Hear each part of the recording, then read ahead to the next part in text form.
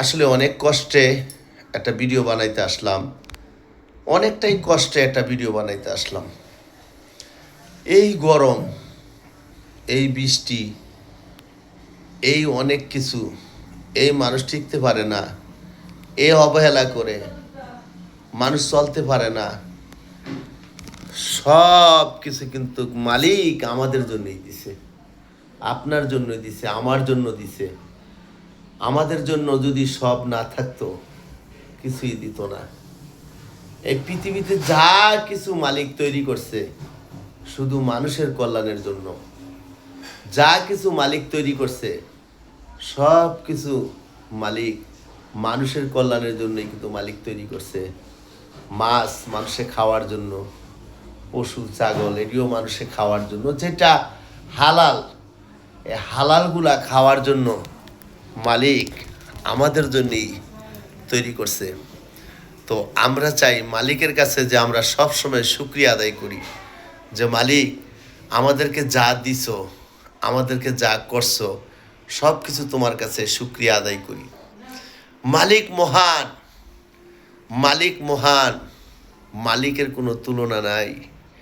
যে মালিক আমাদেরকে পৃথিবীতে দিছে, আমাদের রিজিকের ব্যবস্থা করে দিছে, মালিকে আমাদের পৃথিবীতে পাঠাইছে, আমাদের পানির ব্যবস্থা করে দিছে, মালিক আমাদের পৃথিবীতে পাঠাইছে, অনেক কিছু আমাদেরকে দিছে। আমরা সার্থক জিন্দেগি মানুষ রূপে আমরা তৈরি হয়েছি, মানুষ হইতে পারছি।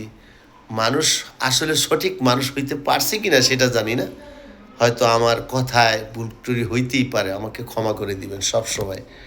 কিন্তু আমি মনে করি মালিক আমাদেরকে যা দিছে, যা করছে, একান্ত খুবই ভালো লাগলো।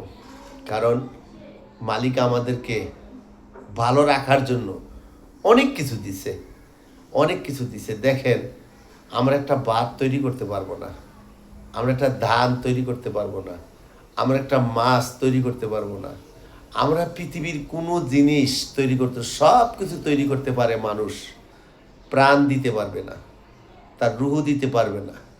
সব কিছু মালিক আমাদের জন্যই তৈরি করছে। দেখো, আমরা কোন জিনিস খাবো, কোন জিনিস আমরা আহার করব, কোন জিনিস আমরা আমাদের জন্য মালিক তৈরি করছে, কোনটা আমরা খাইলে ভালো লাগবে, কোনটা আমরা কিভাবে থাকলে আমাদেরকে ভালো লাগবে, সেটা মালিক আমাদেরকে সব কিছু দিছে। আমরা মালিকের কাছে প্রার্থনা করুন, সবাই আমরা মালিকের কাছে প্রার্থনা করো যে মালিক তুমি আমাদেরকে যেভাবে দিছো অনেক ভালো, খুবই ভালো লাগলো। হ্যাঁ, মালিক আমাদেরকে এই জন্যই দিছে যে তোমরা খুশি থাকো মানুষ।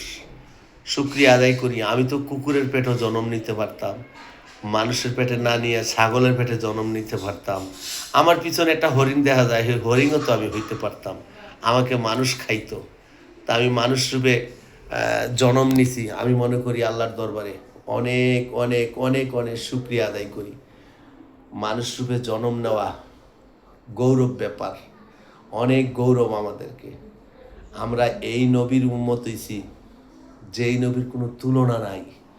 সারা পৃথিবী, সারা পৃথিবীর সৃষ্টি হইতো না, কুল কায়নাত সৃষ্টি হইতো না, সেই নবীজি আমাদের গৌরব। আমরা সেই নবীজির গুণগান গাই, নবীজির আইন মতো চলি, নবীজির বিধান মতো আমরা চলি, তাহলে আমরা পরকালে গেলেও আমরা শান্তি পাবো। আমার ভিডিওটা বেশি বেশি করে শেয়ার করে দেন। কতটা সত্যি বলতে পারছি কিনা জানি না, ভুল করলে ক্ষমা করে দিবেন। আল্লাহ হাফেজ, ভালো থাকবেন, জিন্দাবাদ।